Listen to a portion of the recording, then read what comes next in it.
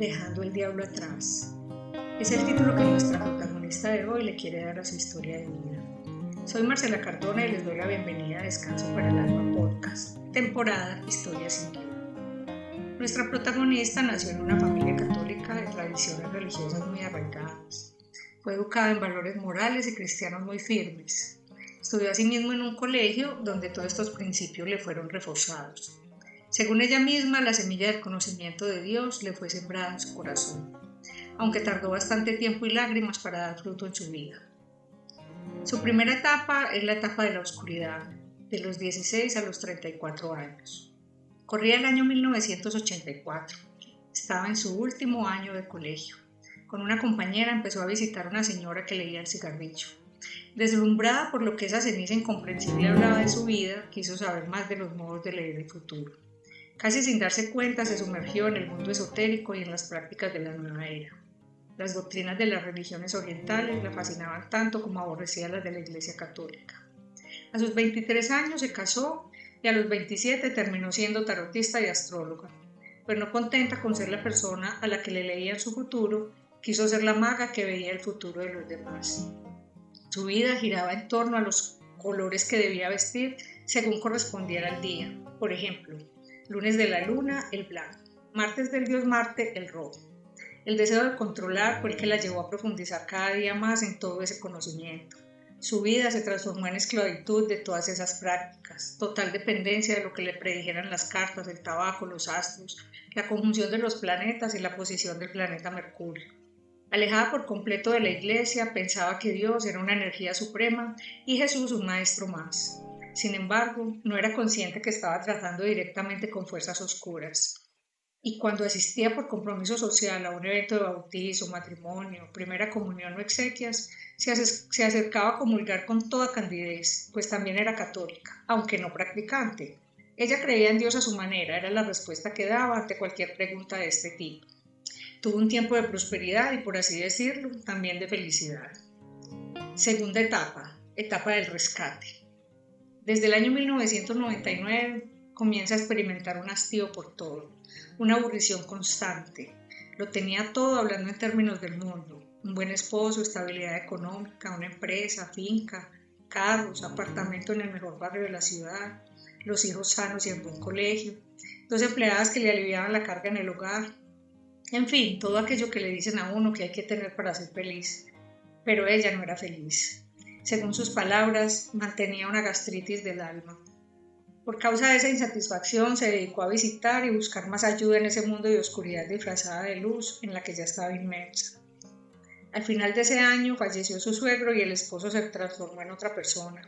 Empezaron sus problemas matrimoniales.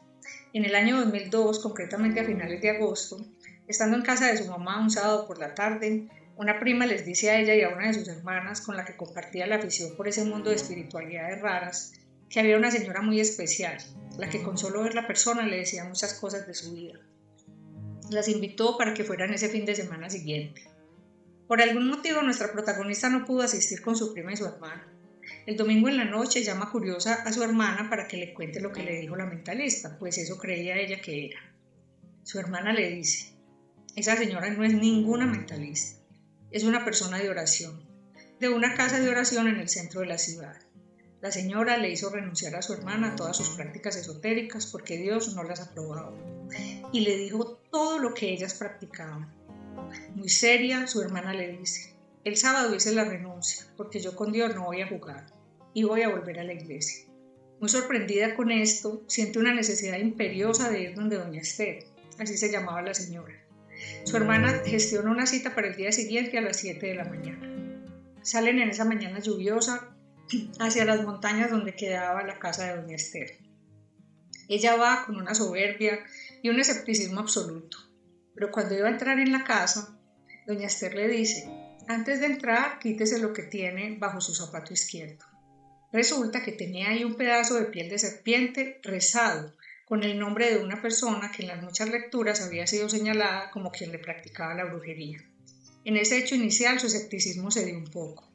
Doña Esther les ofreció café mientras esperaban a doña Ana, una vecina que también era persona de oración y servían en la misma casa del centro.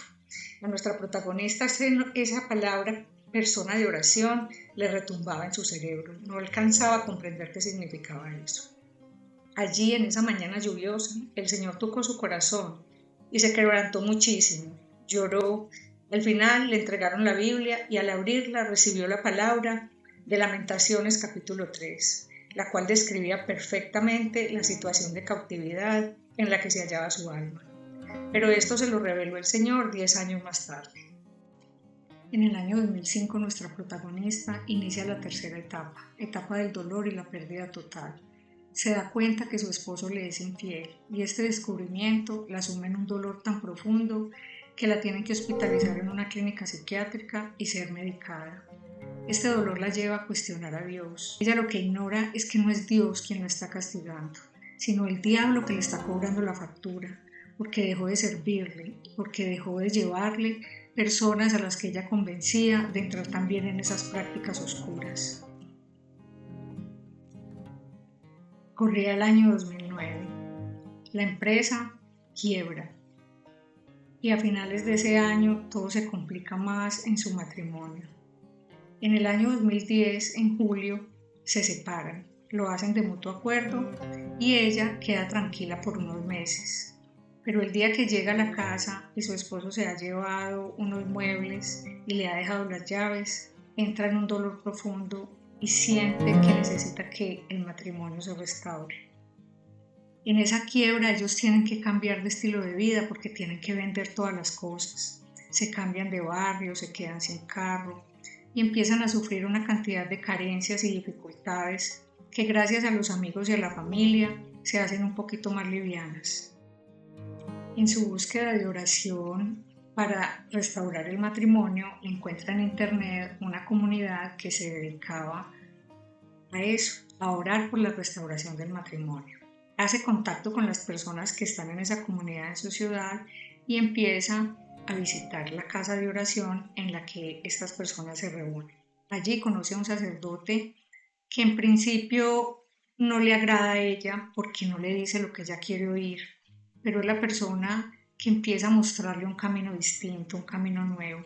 Ella sigue obsesionada con el regreso de su esposo a casa y el sacerdote le dice que no siempre la restauración de una familia tiene que ver con que el esposo regrese a casa, porque a veces las personas no han hecho cambios y lo que pasa es que vuelven a que se agranden los problemas. En diciembre de ese mismo año 2012, cuando ella encuentra esta comunidad, en la fiesta de fin de año de la empresa, tiene un altercado muy fuerte con su esposo. Es muy doloroso porque se dicen palabras muy fuertes, pero para ella fue un parteaguas. En ese momento ella entendió que su matrimonio no iba a ser restaurado con el regreso de su esposo y puso los pies sobre la tierra. Y ahí termina su etapa del dolor y empieza la etapa del renacer en Cristo y la vida en abundancia. Ella inicia esta etapa enojada con Dios y enojada con Jesús y le dice, bueno, yo he ido a todos los seminarios, congresos, retiros, encuentros, misas, sanaciones, liberaciones y yo siento como que yo no estoy haciendo bien las cosas, que yo no te conozco. Y Jesús le responde en su corazón, no me conoces. Esto la sacude impresionante, porque le pone en duda o le tira de cabezas todo lo que ella venía haciendo por más de 8 o 9 años y decide conocerlo. Y por eso empieza a estudiar los evangelios. Sigue siendo una persona de misa, una persona de parroquia. Ya no vuelve a estar en todos esos encuentros, en todas esas cosas multitudinarias, sino que se centra en la Eucaristía y en lo que dice Jesús en sus palabras. Se va llenando de esa palabra del Señor y allí en esa casa donde se reunía a orar por la restauración de su hogar, sigue conectada con este sacerdote.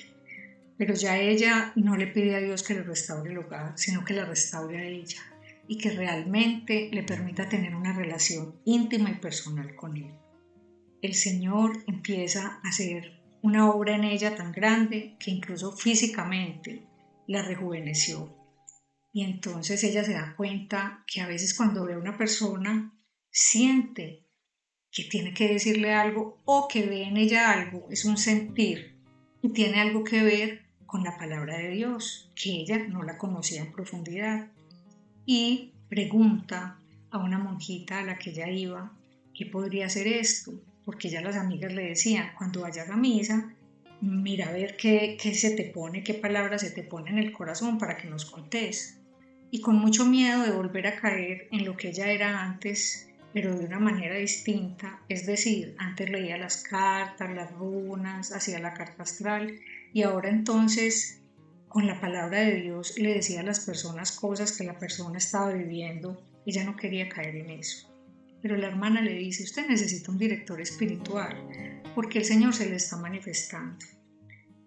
Y le dice, bueno, vamos a hacer una lista con 3 sacerdotes y le oramos al Señor para que nos diga qué director espiritual quiere para ti. Ella hace la lista, oran y el Señor elige a este sacerdote de la casa de la comunidad a la que estaba asistiendo. El sacerdote empieza a guiarla en este camino y ella empieza también a hacer prédicas, a acompañar a la gente y a vivir un momento en su vida muy bonito porque empieza a tener una intimidad muy profunda con Jesús. Sin embargo, el diablo nunca nos pierde el rastro. Y en el año 2015 ella tiene un sueño. Y en ese sueño ella ve un hombre que la saca a bailar en una pista de baile. Y el Señor le dice, este hombre no es para bailar, es para otra historia. Entonces asume que es una persona que el Señor le va a presentar para tener una segunda oportunidad como pareja.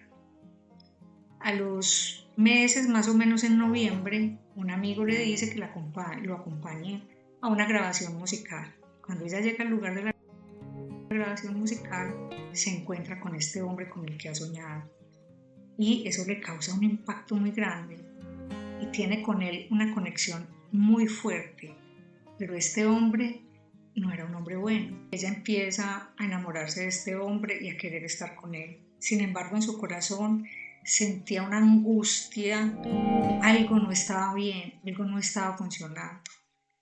Ella se confiesa con su sacerdote y le habla de este hombre obviamente y él le dice, esta persona no viene con buenas intenciones, es una persona que no está alineada con lo que tú crees ni con lo que tú vives y es mejor que lo dejes. Pero ella sentía un lazo que la ataba a ese hombre y no era capaz ni física ni emocionalmente de dejarlo. Así que un día en medio de esa angustia que sentía, se arrodilló y le oró a la Virgen. Le dijo, Virgencita, tú eres la única que puede sacarme de aquí. Eso fue un miércoles y de ese miércoles al viernes se llenó su cuarto de un olor a flores. Y ese viernes alguien la llama por teléfono a contarle muchas cosas de este hombre que no eran buenas. Lo bloquea de absolutamente todo y siente que esos sentimientos, que ese lazo, que esa atadura salió completamente de su vida. Como si no lo hubiera conocido, es decir, como si no hubiera tenido una relación con él. En ese tiempo ella tuvo un viaje a Tierra Santa y en ese viaje tuvo una cantidad de momentos místicos que el Señor le regaló y ella decía, pero si yo he tenido todos estos momentos con el Señor, ¿cómo es posible que yo no sea capaz de dejar a este hombre? Pero esas situaciones pasan porque el enemigo, el diablo, nos ata y el enemigo nos conoce y sabe en qué somos débiles y ahí es donde nos ataca. Yo liberada de esta relación tan inconveniente con este hombre que la tenía tan atada, por gracia de la Virgen que le hizo ese milagro.